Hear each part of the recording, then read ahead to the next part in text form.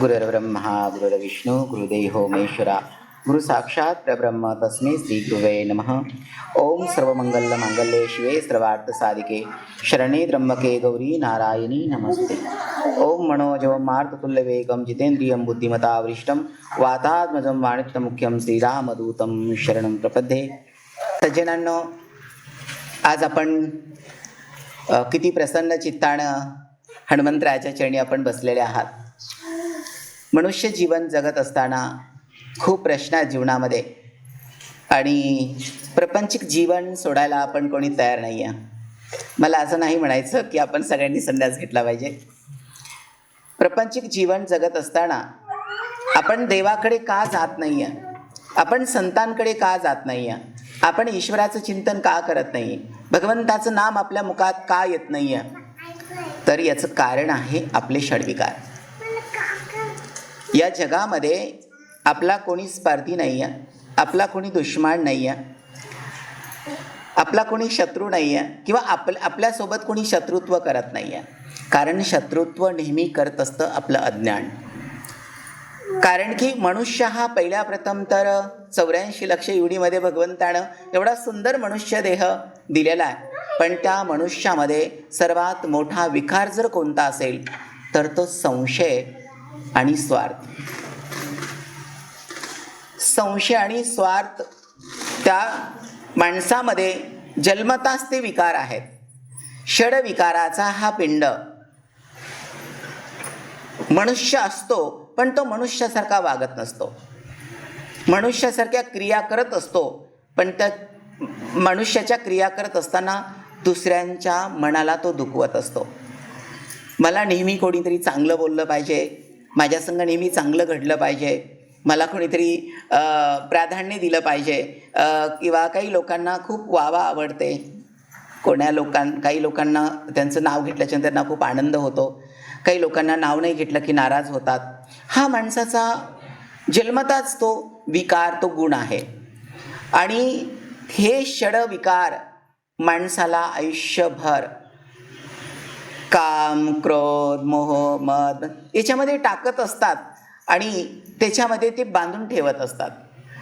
आणि मनुष्य अतिशय प्रेमानं, तुम्हाला जर सगळ्यांना प्रेमानं भजन करा म्हटलं तर कोणी करणार नाही आहे, आणि केलं तरी थोडासा कालावधी असेल, जास्त वेळ कोणी करणार नाही आहे. मी सांगतो म्हणून करत असाल, वैयक्तिक प्रेमानं करणार नाही. पण प्रपंच संसार आपल्याला कोणी सांगो अगर नाही सांगो, हे माझा संसार आहे, त्या स्त्रीला वाटतं, माऊलीला वाटतं, त्या पुरुषाला वाटतं हे माझे लेकरं आहेत, हे माझं घर आहे, हे माझा प्रपंच आहे आणि यांचं मी नाही तर कोण करेल. उदाहरण, आपण आईचं उदाहरण देऊ. सकाळी आईला उठणं आहे, घराची साफसफाई करणं आहे, मुलांचा स्वयंपाक करणं आहे, नाश्ता पाणी करणं आहे. जर ती आई झोपूनच राहिली, त्या आईनं तिचं कर्तव्य नाही केलं, तर त्या आईला आपण काय म्हणू, काहीतरी आपण दोष देऊ आणि त्या दोषाला घाबरून किंवा त्या निंदेला घाबरून ती माऊली तिचं कर्तव्य पूर्ण करते. आणि वैयक्तिक त्या प्रपंचाबद्दल तिला प्रेम पण असतं, समाजाचा धाक पण असतो, कुटुंबाचा धाक पण असतो. आणि त्या धाकापोटी, त्या आशा अपेक्षापोटी ती माऊली ते कर्तव्य करत असते. पण लक्ष असू द्या, अशी कोणती माऊली आहे की जसं मी माझ्या कुटुंबाची मी सेवा करत आहे, स्वयंपाक करणं, नाश्ता पाणी करणं किंवा त्या मुलाबाळांचं सर्व करणं हे माझं कर्तव्य आहे, अशी म्हणून ती माऊली करते. पण अशी कोणती माऊली आहे की भगवान परमात्माचं नाम घेणं हेही माझं कर्तव्य आहे.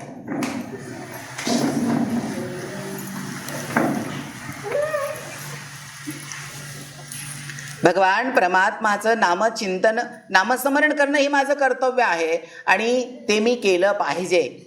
हे का येत नाही आहे याचं कारण सांगतो.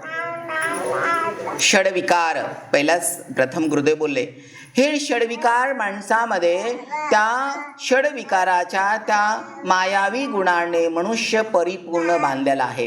आणि म्हणून त्याच्या मुखामध्ये भगवंताचं नाम येत नाही. आलं तरी तो स्वार्थापोटी घेत असतो. नामचिंतन जरी केलं तर त्याच्या आशा अपेक्षा असतात.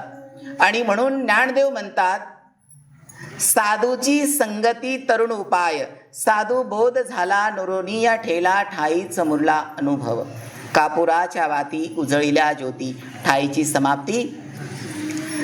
साधूची संगती काय कामाची आहे? तर साधूची संगती आणि साधूच्या संगतीमध्ये घडलेला जो सत्संग आहे तो आपले षड्विकर घालवणारा आहे. आणि म्हणून आज इथे या तीर्थक्षेत्रावरती तुम्ही आलेले आहात. प्रत्येक वेळेस तुम्ही हनुमान कुंडामधून तीर्थ घेऊन जातात, हनुमंतराचं दर्शन करतात. इथे तुम्हाला रामनामाचा प्रसाद पण मिळतो, इथे तुम्हाला रामनाम पण मिळतं, कोणी अनुग्रहित पण होतात. हे सगळं कशामुळे घडतं? तर आपल्या पाठीमागं प्रपंचाचं काहीतरी दुःख आहे आणि ते दुःख दूर होण्यासाठी मनुष्य ईश्वराची भक्ती करत असतो. पण साधू संत प्रपंचिक लोकांसारखी त्यांची भक्ती नसते. तुम्ही तुमचं कोणतंही काम तुमचा जो पेमेंट आहे ना तुमच्या परिवारापुरताच आहे. तुमचं जे ज्ञान आहे तुमच्या ड्युटी पुरतंच आहे, किंवा तुमचा आशीर्वाद आहे तुमच्या कुटुंबापुरताच आहे, किंवा तुमची ओढ किंवा तुमचं प्रेम आहे ना ते एक तुमच्या कुटुंबापुरतंच आहे. पण साधूचं प्रेम कसं असतं? असीम आहे. आम्ही जे चिंतन करतात ना तर आम्ही लोक अर्पण, आम्ही पुण्यदान करतात. कारण की आमचं जीवनच ह्या सृष्टीसाठी, भगवंतासाठी आहे, तुमच्यासाठी आहे. प्रपंचिक माणसाच्या भक्तीमध्ये, चिंतनामध्ये संशय असू शकतो, म्हणून ते परिपूर्ण भगवंतापर्यंत पोहोचत नाही आहे. पण साधू संत जे चिंतन करतात ना त्याचं स्वीकार भगवान परमात्मा करतो. आणि भगवान परमात्माला साधू संतावरती खूप विश्वास आहे. जर साधू संतांनी विश्वासाठी प्रार्थना केली की भगवान परमात्मा स्वीकार करतो. मग वेळेवरती पाऊस पडतो, तुमचं आरोग्य चांगलं राहतं, महामारी पळून जाते. म्हणजे साधू संत ह्या मृत्यूलोकामध्ये आहेत म्हणून सृष्टीचं आयोजन नियोजन व्यवस्थित आहे. जर साधू संत जर नसते, कारण भगवान परमात्माने कुणाला निवडलं? साधू संतांना निवडलं. आणि साधू संतांना या सृष्टीच्या आयोजन नियोजन करण्यासाठी सत्संगाच्या साधनेच्या माध्यमातून भगवान परमात्मा ही सृष्टी आनंदात ठेवतो. साधूच्या संगतीत आल्याच्या नंतर जर षड्विकार नाही गेले, उदाहरण देतो, तुम्ही कंपनीमध्ये गेले आणि महिनाभर गेटच्या बाहेरच बसून आले, पगार बरोबर तुमच्या बँकेमध्ये जमा होईल ना? घरून डब्बा वगैरे घेऊन जाताय, ती माऊली बिचारी किती प्रेमानं तुम्हाला डब्बा करून देते. पण हा इमानदार गेटच्या बाहेर बसतोय, कंपनीतच जात नाही, काम करत नाही, मग तो पगार येईल का? बरोबर आहे. मग समजा आपण सगळे सत्संग करताय, शनिवारी इथे येताय, आपण सगळ्या गोष्टी करताय, पण गुरुदेवाचं तुम्ही ऐकतच नाही, गुरुदेवाचं अनुकरण करत नाही आहे, किंवा गुरुदेवानं सांगितलेले ते विचार तुम्ही स्वीकार करत नाही आहे, तर त्या कंपनीतल्या त्या माणसासारखं झालं का नाही? आता नाही टाळ्या वाजणार. कारण की कंपनीचं उदाहरण का बरं दिलं गुरुदेवाने? की इथे येणारे लोक जर त्या कंपनीत जाणाऱ्या माणसासारखे गेटवरच बसले, मध्ये गेलेच नाही, तुमच्या जीवनामध्ये हे सत्संगाचं किंवा आज शनिवाराचं हे महात्म्य पुण्याचं तुमच्या आयुष्यामध्ये तुम्ही नाही जर घेतलं, तर मला असं वाटतं प्रश्न प्रश्नाच्या ठिकाणी राहील, उत्तर उत्तराच्या ठिकाणी राहील. कारण तो भगवान परमात्मा नेहमी आपलं रक्षण करत असतो. मनुष्य लाईटीचं बिल किती इमानदारीनं भरतो,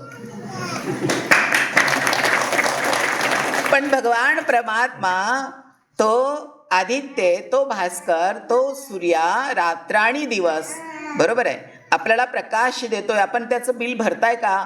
भरत नाही आहे. उदाहरण की आपण त्याचं मुखामध्ये नाम पण घेत नाही आहे. सूर्यनमस्कार जर मी याच्यातून कोणाला करायला लावला तर 1-2 मुलं करतील, कारण की रामकृष्णारी परिस्थिती नाही आहे तुमची सूर्यनमस्कार करायची. जर कंपल्सरी सूर्यनमस्कार केला तर संख्या खूप कमी होईल, पण सूर्यनमस्काराचे फायदे पण भरपूर आहेत. कारण की आता जे तुमचं आरोग्य नाजूक झालेलं आहे, तर याच्यामध्ये साधना नाही आहे, भगवंताचं नाम आपल्या मुखात येत नाही आहे, आणि आपण साधू संतांनी जे सांगितलेलं आहे ते आपण तेवढं घेत नाही आहे जेवढं आपण संसारिक गोष्टी घेतात. उदाहरण, 2 माऊल्या जर एखाद्या ठिकाणी त्या एकमेकीचं चिंतन करत असतील, आपण त्याला निंदा म्हणतात, शास्त्राने तर महापाप म्हटलेलं आहे. परनिंदा, परनारी आणि परधन हे महापाप शास्त्राने सांगितलेले आहेत. तर ती माऊली भजन सोडून त्या 2 माऊल्यांच्या चर्चेमध्ये सहभाग घेईल, पण तिच्या भजनाची एवढी पावर ती करणार नाही की त्या दोघीजणी येऊन माझ्या चिंतनामध्ये बसल्या पाहिजे. कारण आपल्या गावामध्ये जर निंदा होत असेल, आपल्या गावामध्ये साधू संत येत नसतील, आपल्या गावामध्ये सत्संग होत नसेल, आपल्या गावामध्ये जे मंदिरं आहेत ना त्यांची सेवा होत नसेल, तर ते गाव अतिशय दुःखी असतं, कष्टी असतं, आणि त्या गावामध्ये खूप आजार असतात. हे माझ्या स्वतःच्या मनानं सांगत नाही आहे. आज शनिवार आहे आणि शनिवारी प्रत्येक गावातला मनुष्य पंचकृषीमधून पूर्ण महाराष्ट्रामधून लोक दर्शनासाठी शनिवारी येतात. प्रश्न उत्तरासाठी जरी ते आले तर त्यांचे प्रश्न असतात, आणि प्रश्नाच्या पाठीमागं त्यांचं उत्तरही असतं की मी व्यवस्थित भगवंताचं नामस्मरण करत नाही आहे, आत्तापर्यंत मी कोणावरती विश्वास ठेवला नाही आहे, आतापर्यंत मी कोणावरती परोपकार केलेले नाही आहे, किंवा आतापर्यंत मी माणूस आहे, माझ्याकडे सर्वस्व आहे, पण मी त्याचा चांगला उपयोग केला नाही आहे, म्हणून माझ्या जीवनामध्ये दुःख आहे. आणि माणसानं स्वतःवर संशोधन जेव्हा तो करतो तेव्हाच तो योग्य मार्ग स्वीकार करतो. म्हणून आपण सगळ्यांनी प्रत्येकाने प्रत्येकाचं संशोधन करा. नाहीतर काही लोक म्हणतील की आम्ही महिन्यापासून 4 शनिवार झाले, 5 शनिवार झाले, प्रश्न वाढताय पण प्रश्न सुटत नाही आहे. कारण प्रश्न वाढवणारे तुम्ही आहात आणि प्रश्न सोडवणारे तुम्ही आहात, आशीर्वाद देणारे गुरुदेव आहेत. कारण की ज्याचं मनच निर्मळ आहे त्याला कोण्याही तीर्थाला जायची गरज नाही आहे, आणि ज्याचं मनच मलिन आहे तर तुम्ही जगातल्या कोण्याही तीर्थावर गेलं त्याचा काही फरक पडणार नाही आहे. आणि तुमचं मन एवढं शुद्ध, एवढं निर्मळ असलं पाहिजे की एखाद्या देवतेला, एखाद्या साधू संताला किंवा आपल्या कुटुंबातल्या लोकांना आपली वाणी हवीशी वाटली पाहिजे. जर तुम्ही त्यांच्या नजरेच्या आड जर 1-2 तासासाठी जर तुम्ही गेले तर त्यांनी तुमची वाट बघितली पाहिजे की 2 तास झालं माझ्या दृष्टीसमोर नाही आहे, ते कुठं गेले असतील, अजून मी त्यांचा आवाज ऐकला नाही आहे. जर तुमची वाणी गोड असेल तर लोकांना अपेक्षा वाटेल, आणि तुमची वाणी जर चुकीची असेल, तुम्ही चुकीचे शब्दाचा प्रयोग करत असतील तर लोक तुमचा कंटाळा करतील, तुम्ही दिसल्याबरोबर लोक पळून जातील. राम नाम मोठा आहे का संकट मोठा आहे? हनुमंतरायाला राम नामामुळेच म्हटल्या गेलं, संकट कटे मिटे सब पीरा, जो सुमिरो हनुमंत बलबीरा. जय जय जय हनुमान गोसावी, कृपा करो गुरुदेव की. कारण तुम्ही ज्यावेळेस नामस्मरण भगवंताचं करतात तर आपोआप आपले षडविकार कमी व्हायला लागतात. कारण ज्या वेळेस तुम्ही संतांचं दर्शन करतात, गुरूंचं दर्शन करतात, पुण्य महात्म्यांचं दर्शन करतात, तर तुमचे षडविकार आपोआप कमी होतात. आणि म्हणून आपण जर चहा केला आणि त्याच्यामध्ये साखर टाकायच्या ऐवजी मीठ टाकलं, ते चहा किती गोड होईल? चहा कशानं गोड होईल? पण ते साखरच चहामध्ये टाकली तर गोड होईल. मग बरोबर आहे का? मग आजची साखर जर तुमच्या जीवनामध्ये उतरली तरच गोड होईल, नाही तर होणार नाहीये. कारण जसा साखरेने चहा गोड होतो तसं राम नामाने पूर्ण जीवन गोड होतं. अमृताहुनी गोड नाम तुझे देवा, साधू संतांनी वर्णन केलेलं आहे. इथे आल्याच्या नंतर पहिल्या प्रथम तर आपण सगळ्यांनी आपला स्वतःचा परिचय हनुमंतरायाला द्यायला पाहिजे. प्रभू, माझा काही प्रश्न नाहीये, देवा थोडंसं तू दुःख दिलंस ना म्हणून तर तुझं दर्शन झालं, साधूचं दर्शन झालं. माझा प्रश्न सुटो अगर नाही सुटो, प्रत्येक शनिवारी प्रत्येक सत्संगाला मी श्रीराम शक्तिपीठामध्ये आलो पाहिजे, मला साधूचं दर्शन झालं पाहिजे. हनुमंता मला तुझं दर्शन झालं पाहिजे. कारण जीवनामध्ये जर भगवंताचं मंगल नाम नसेल, सद्गुरूचा आशीर्वाद नसेल, तुमचं चांगलं कर्म नसेल, तर मला असं वाटतं जीवनामध्ये काहीही आनंद नाही आहे. काही लोकांना राग खूप अनावर, म्हणजे राग त्यांना सहन नाही होत, कारण ते फटकन बोलतात. असं समजायचं ज्यांना राग लवकर येतो, तुम्हाला कोणाला नाही बोलत मी, ज्यांना कोणाला राग लवकर येतो त्याच्या जास्त चुका असतात. ते नेहमीच चुकत असतात आणि नेहमी दुसऱ्याचा अपमान करत असतात, आपल्या चुका लपवतात आणि दुसऱ्यांच्या चुका दाखवतात. ते नेहमी दुःखी असतात.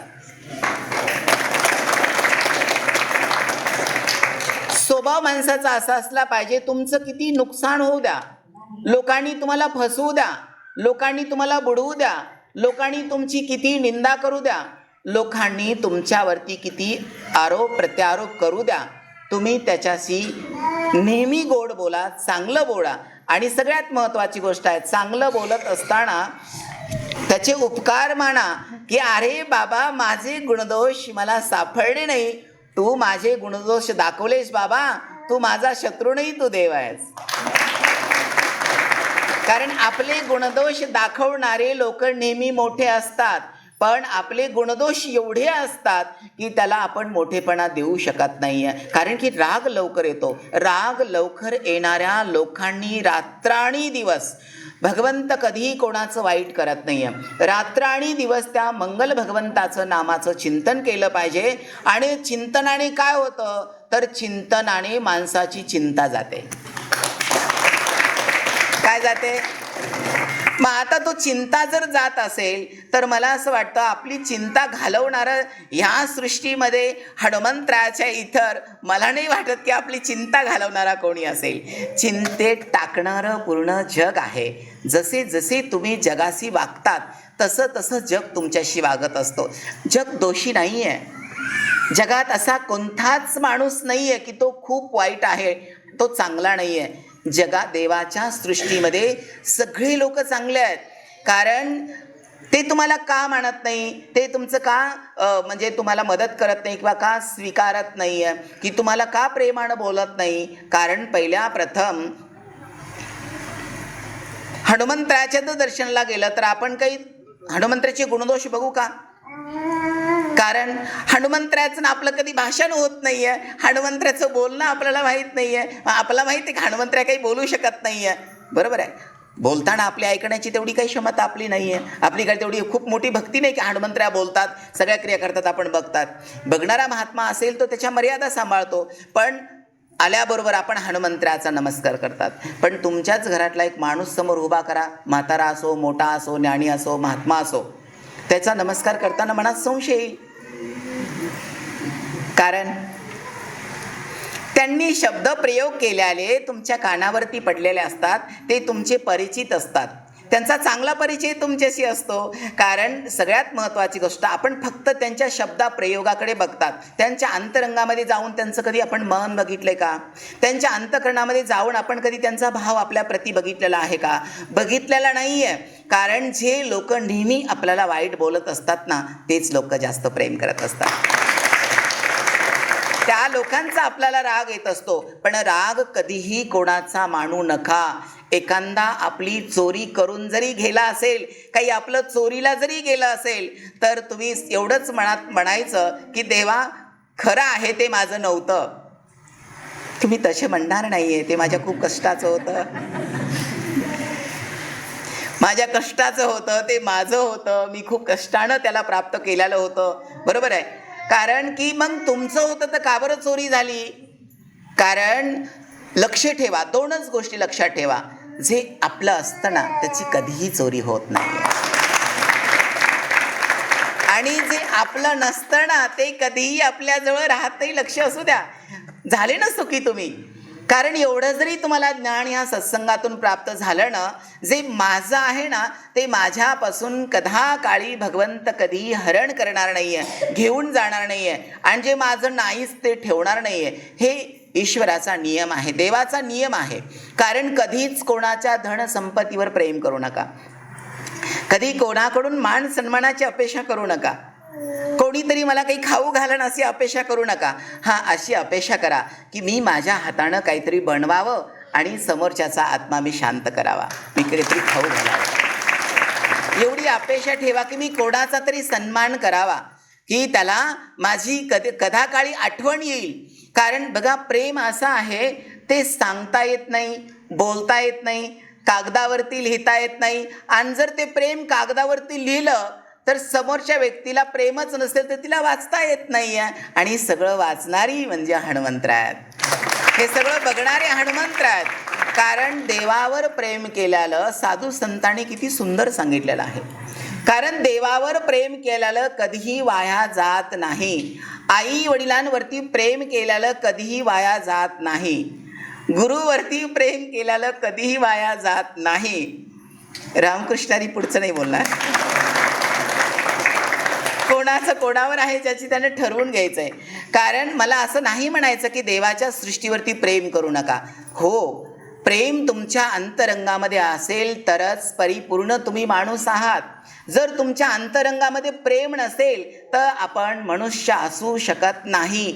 मालकाला पाहून गाय हंबरते, म्हणजे त्या मुख्या प्राण्याला बोलता येत नाही आहे, पण तिला माहीत आहे की हा माझा मालक आहे, हा मला खाऊ घालतो, हा मला पाणी पाजतो. आणि विचार करा, जर मुखा प्राणी जर प्रेम तुमच्यावरती करतोय तर आपण काय करताय सगळे, हे विचार करणं फार गरजेचं आहे. तुमच्या अंतरंगामध्ये नेहमी प्रेम असू द्या, तुमच्या अंतरंगामध्ये नेहमी परोपकार असू द्या. तुमची वाणी इतकी निर्मळ ठेवा की देवाला तुमची रोज वाणी ऐकावी अशी वाटली पाहिजे. शेजाऱ्यांनी तुमच्याजवळ येऊन बसलं पाहिजे, शेजाऱ्यांनी तुमच्याकडे अपेक्षा केली पाहिजे. कारण म्हणजे जीवन जगत असताना मनुष्य 2-2 मिनिटाला दुखवतो, कारण की त्याचं कर्म तसं असतं. त्याला माहीत असतं की माझं कर्म चुकतोय म्हणून लोक मला नावं ठेवताय, भगवंत भक्ती माझी स्वीकारत नाही आहे, कारण सद्गुरू माझ्यावरती कृपा करत नाही आहे. कारण की आंधळ्या माणसाला कितीही सुंदर सुंदर वस्तू, जगातले सगळ्यात सुंदर फूल त्याच्या चरणी वाहिले तरी त्याला लक्षात दिसणार नाही, तर लक्षातच येणार नाही आहे त्याच्या.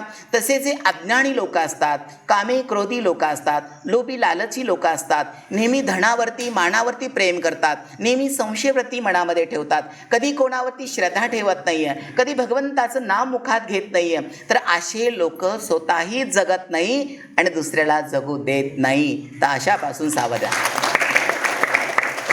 अशा लोकांपासून सावध राहा. सावध राहा म्हणजे त्यांना सोडून द्या का? सावध राहा म्हणजे त्यांना त्यांच्या संग शत्रुत्व करा का?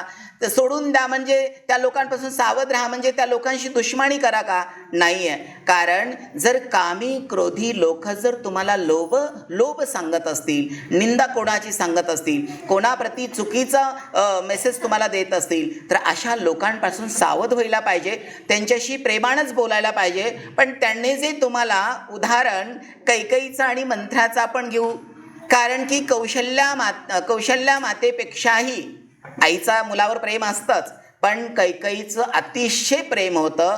कारण की रामावर जर प्रेम कोणी केलं असेल तर माता कैकेयीने, स्वतःची आई तर करतच असते.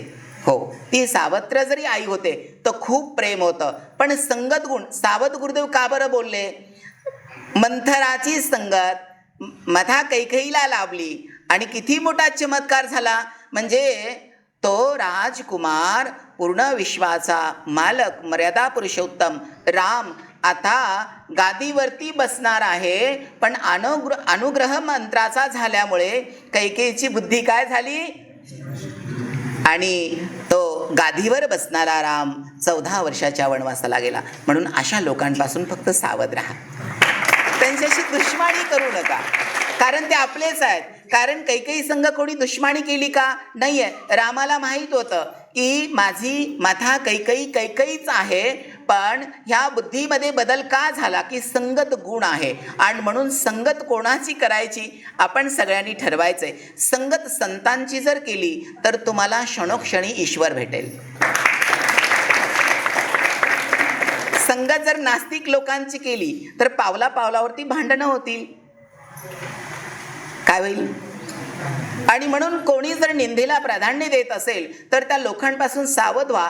काही लोक त्यांना जर काही त्यांच्या मनासारख्या जर गोष्टी नाही झाल्या तर ते लोक बोलतात. तर आम्ही तर एवढी साधना केली अजून बी आम्हाला चमत्कार झालेला नाही आहे. आम्ही एवढ्या दिवसापासून येतात आम्हाला अजून चमत्कार झालेला नाही आहे. अहो तुम्ही कालच गेला तर तुम्हाला एवढे चमत्कार झाले. पण तो काल येणारा तीर्थापेक्षाही निर्मळ असतो. आणि ज्याला 12 24 वर्षे 50 वर्षे ज्याला त्याला फक्त माहिती असते, बरोबर का नाही, पण तीर्थाचा त्याला गंध वारा नसतो, श्रद्धेचा गंध वारा नसतो. जमिनीमध्ये जर बीज आपल्याला पेरायचंय, ते बीज जर आपण भाजलं आणि पेरलं तर येईल का? का बरं येणार नाही आहे? कारण त्याच्यामध्ये जे बीजाची स्थिती आहे किंवा त्याच्यामध्ये संजीवनी तत्व आहे, जीव तत्व आहे, ते नष्ट होऊन जाईल. पण न भाजता पेरलेलं बीज येणार आहे. ते पण कुठे? जिथे जमीन चांगली असेल, सुपीक जमीन असेल, ओलाव्याची जमीन असेल तरच बीज. नाही तर तुम्ही चांगलं बीज ज्ञान खडकावरती टाका. असं पण कधी कधी होतं. कारण खरंच मी तर असं म्हणेल की जे संतांना शरण येतात, सत्संगामध्ये जे लोक येतात ते लोक खूप भाग्यवान आहेत. संगत गुण कुणाचा असला पाहिजे? कैकईचा संगत गुण लाभला आणि एवढं पोटच्या लेकरापेक्षाही जास्त रामावरती प्रेम करणारी कैकई 14 वर्षाच्या वनवासाला रामाला पाठवते. म्हणजे संगत गुण कसा आहे? कारण संगत गुण आपल्या सोबत माणसं चांगले असले पाहिजे आणि तुमची भक्ती एवढी प्रभावी, एवढी गोड, एवढी निर्मळ असली पाहिजे की आपल्यामध्ये एखादा वाईट जरी माणूस आला तरी त्या माणसावरती चांगले परिणाम झाले पाहिजे. सत्संग याच्यासाठीच आहे. सत्संग ही विकार घालवण्यासाठीच आहे. कारण आपण 5 पांडव बघितले आणि आपण 100 कौरवही पाहिले. कारण भीष्म महापितासारखा विद्वान महापुरुष महाभारतामध्ये पूजनीय वंदनीय, म्हणजे तिथं कृपाचार्य असतील, द्रोणाचार्य असतील, भीष्माचार्य असतील, ही सर्व विद्वान मंडळी होती. पण कोणाच्या बाजूनं होते? कौरवांच्या बाजूनं होते. कारण जिथे लोक निंदा करतात, सज्जनानो लक्ष देऊन ऐका, जिथे लोक निंदा करतात, जिथे भगवंताची भक्ती नाही आहे, जिथे दान धर्म नाही आहे, जिथे मनामध्ये नेहमी संशय वृत्ती आहे, तिथलं अन्न कधीही चांगलं नसतं. आणि तिथलं अन्न ग्रहणही करू नये. याचं उत्तर तुम्हाला देईल ज्या वेळेस माता द्रौपदीला दुःशासनाने केसाला धरलं, भर सभेतून नेऊन दुर्योधनाच्या मांडीवरती बसवलं. भर सभेत त्या एका स्त्रीचा, नारीचा अपमान झाला आणि विद्वान कृपाचार्य, द्रोणाचार्य आणि भीष्माचार्य त्या सभेमध्ये उभा होते, ज्ञानी पंडित होते आणि त्या स्त्रीवरचा अन्याय ते बघत होते. ते काहीही बोलले नाही आहे. आणि द्रौपदी बघा, नेहमी महिला अपेक्षा कोणाकडे करतात? जे लोक मोठे असतात, जे ज्ञानी लोक असतात, जे समजून घेणारे लोक असतात, जे समजून आम्हाला काहीतरी मार्गदर्शन करतात, त्यांच्याकडे अपेक्षा असते त्या माऊल्यांची. द्रौपदी तेवढ्या सभेमध्ये दुर्योधनाकडे बघून किंवा दुःशासनाकडे बघून रडत नव्हती. हे विद्वान मंडळी होते ना, त्यांच्याकडे बघून रडायची, त्यांना उत्तर मागायची, तुम्ही का बोलत नाहीये? आणि त्यावेळेस द्रौपदीची पूर्ण प्रतिष्ठा गेली आणि कोणीही काही बोललं नाही आहे. खूप मोठा अन्याय झाला. पण लक्ष असू द्या, ज्या वेळेस भीष्माचार्यांचं कार्य संपलं, बाणाच्या शय्येवरती ते झोपलेले होते आणि त्या मंगल घडीची ती वाट बघत होते. वाट बघता बघता आता काही क्षणानं ती मंगल घडी येणार होती त्यांचं देह ठेवण्याची. तर धर्म जवळ होता, द्रौपदी जवळ होती, सगळे जवळ होते. आणि भीष्माचार्यांना असं वाटलं, अरे धर्मराजा युधिष्ठिर, मला असं वाटतं मी काहीतरी तुला ज्ञान द्यावं. कारण की मनुष्य मेला ना तर त्याच्याबरोबर त्याचं सगळं ज्ञान जातं. म्हणून माणसांना आपलं जे नॉलेज असतं, आपलं जे ज्ञान असतं, तर आपण कोणाला तरी दिलं पाहिजे, असे उपकार आपण केले पाहिजे. आणि भीष्माचार्यांना वाटलं की आता माझ्याकडे ज्ञान आहे, हाच धर्मपंडित आहे, हा बुद्धिवान आहे, हा सत्याचा साथीदार आहे, हा ईश्वराचा भक्त आहे. आणि माझा युधिष्ठिर, मी जर माझं ज्ञान याला दिलं तर याचं काहीतरी भलं होईल आणि मलाही त्याचं समाधान वाटेल. ज्यावेळेस भीष्माचार्य बोलले आणि माता द्रौपदी हसली. सज्जनांना लक्ष असू द्या, माता द्रौपदी हसली आणि हसल्याच्या नंतर युधिष्ठिरला फार राग आला. विचारलं, तू का बरं हसते? आता जायच्या घडीला पितामह आहेत, ते मला ज्ञान देत आहे, ते ज्ञानी महात्मा आहे. तर भीष्माचार्य ज्ञानी महात्मेनं प्रत्येकाचे लक्षणं ओळखतात आणि जे लक्षणं ओळखणारे असतात ना तेच ज्ञानी महात्मे असतात. भीष्माचार्याने सांगितलं, अरे बाबा युधिष्ठिर, द्रौपदी बरोबर हसते, ती राजकन्या आहे, ती विद्वान आहे, ती ज्ञानी आहे, ती पतिव्रता आहे, ती स्त्रीचा धर्म पाळणारी आहे, नीती धर्मानं वागणारी द्रौपदी आहे. अरे बाबा, ती बरोबर बोलते, ती हसते ना, बरोबर बोल बेटा. तर युधिष्ठिर काही बोलायला तयार नाही आहे. मग आता द्रौपदीने सांगितलं, मला याचं हसू आलं की ज्या वेळेस दुशासन माझ्या केसाला धरलं, भर सभेमध्ये माझा एवढा अपमान केला, तेव्हा तुमचं ज्ञान कुठे गेलं होतं आणि आता कुठून प्राप्त तुम्हाला हे ज्ञान झालं? आता हे ज्ञान आणि ह्या ज्ञानाला काय महत्त्व आहे?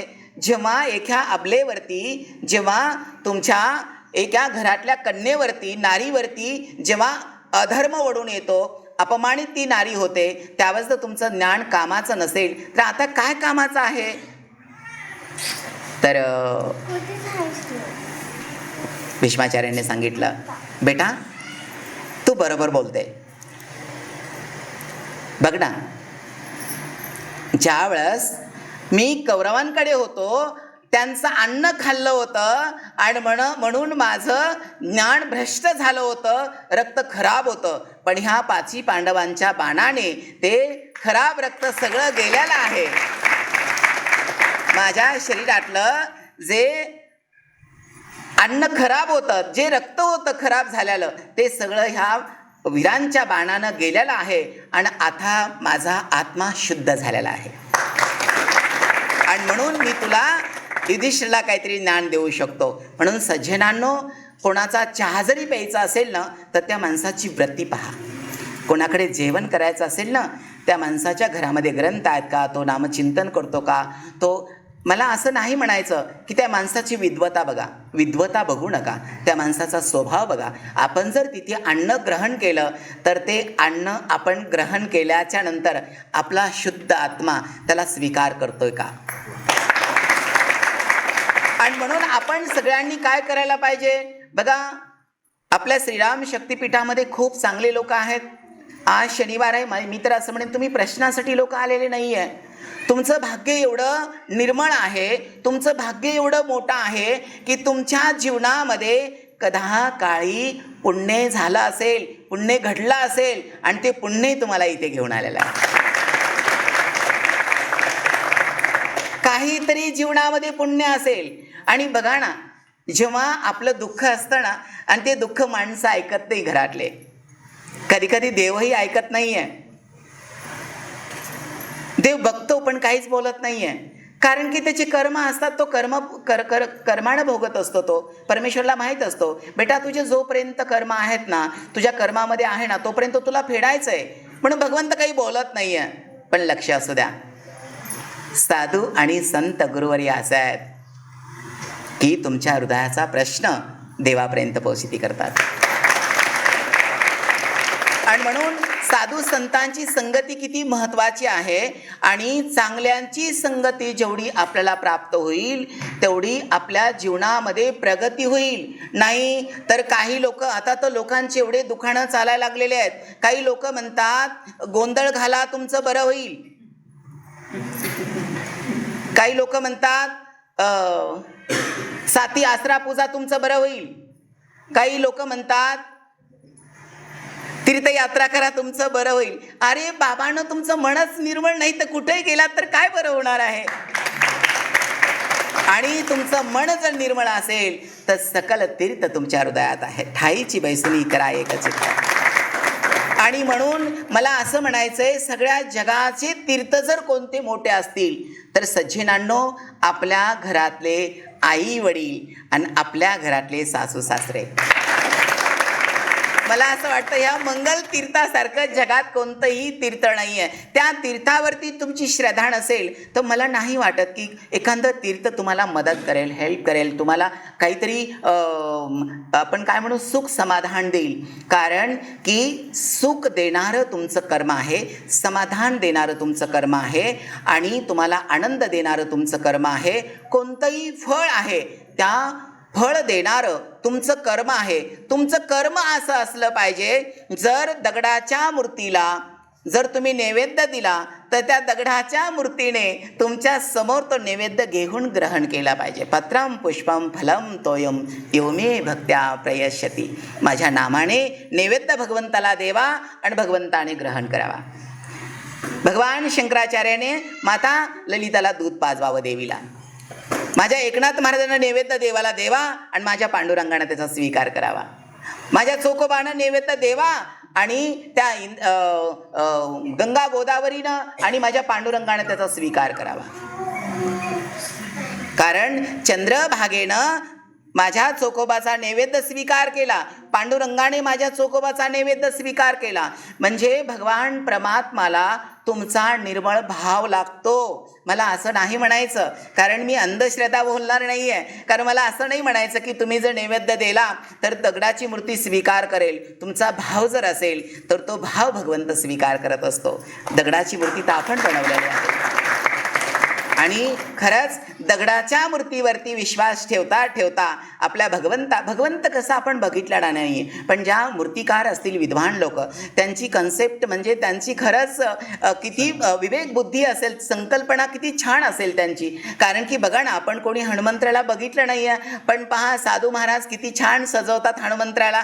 हनुमंतराकडे बघितलं की आपले सगळे दुःख आणि कष्ट दूर होतात. आणि म्हणून आपण प्रत्येकाने काय केलं पाहिजे, भगवान परमात्मा बाबा, मी आता सगळ्या जगावरती प्रेम केलं, पण जगाकडून मला भेटलं नाही आहे काही, आणि भेटलं असेल तर तेवढी माझी सक्षम दृष्टी नाही आहे देवा, की जगानं जरी माझ्यावर उपकार केले असेल तर माझं ज्ञानच कमी आहे म्हणून मी बघू शकलो नाही आहे. पण देवा, एवढी चांगली बुद्धी दे की मला तुझ्याप्रती प्रेम निर्माण झालं पाहिजे.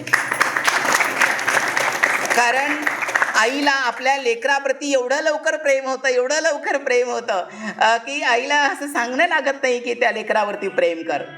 तसे भगवंताचे जे खरे भक्त आहेत ना, तर खऱ्या भक्तांना म्हणजे सांगायची गरज नाही आहे, तुम्ही देवावरती प्रेम करा. आणि ज्यांचं देवावरती प्रेम आहे ना, तर ते लोक, मी असं म्हणेल, देवच आहेत. त्यांच्या चरणी कोटी कोटी प्रणाम. कारण संत मीराने विष ग्रहण करावं आणि भगवान श्रीकृष्णाची मूर्ती काळी व्हावी, किती विचार करायची गोष्ट आहे. म्हणजे भगवान परमात्मा नेहमी आपल्या पाठीशी असतो. देव लांब नाही.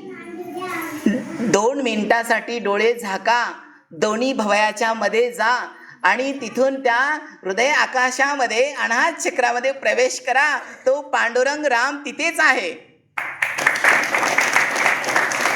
तुझा आहे तुझ पासी परी तू जागा चुकलाशी. आणि म्हणून आपण सगळ्यांनी शनिवारी आल्याच्या नंतर ना एक प्रश्नाकडे अजिबात लक्ष नका देऊ. मला जायचंय माझ्या गुरुदेवाला, मला प्रश्न विचारायचा आहे, हे मनात अजिबात काही ठेवू नका.